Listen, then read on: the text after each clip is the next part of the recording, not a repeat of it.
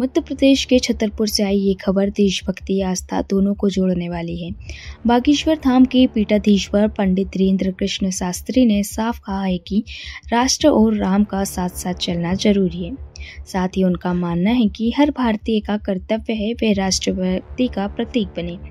इस दौरान उन्होंने सुझाव देते हुए कहा कि भारत के हर मंदिर, मस्जिद और चर्च में सप्ताह में कम से कम एक दिन राष्ट्रगान गूंजना चाहिए, ताकि हम सब अपने राष्ट्र के प्रति कर्तव्य में एकजुट रह सकें और दिलों में राष्ट्र प्रेम हमेशा जीवित रहे। यही नहीं, शास्त्री जी ने आगे एक बड़ी पदयात्रा का ऐलान भी किया है।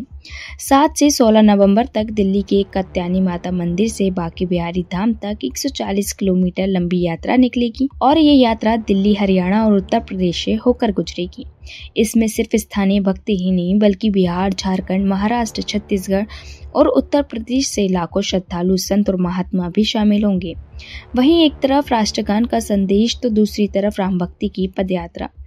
धीरेन्द्र कृष्ण शास्त्री का ये संदेश साफ है कि भारत तभी मजबूत होगा जब हम सब मिलकर राष्ट्र और राम दोनों को एक साथ जिएं। बुंदेलखंड की उन्नति में बहुत प्रगति होगी, प्रगति आएगी। बुंदेलखंड अलग राज्य होता है तो निश्चित रूप से बाकी इसके लिए देश में राज्य है, सरकार है, कानून है, वो अपने हिसाब से इसमें बुद्धिमान लोग निर्णय लें। सड़कों पे आवारा गाय घूम रही है, उसको लेकर ये बुंदेलखंड और मध्य प्रदेश के लिए सबसे बड़ा और हिंदुओं के लिए सबसे बड़ा दुर्भाग्य की बात है।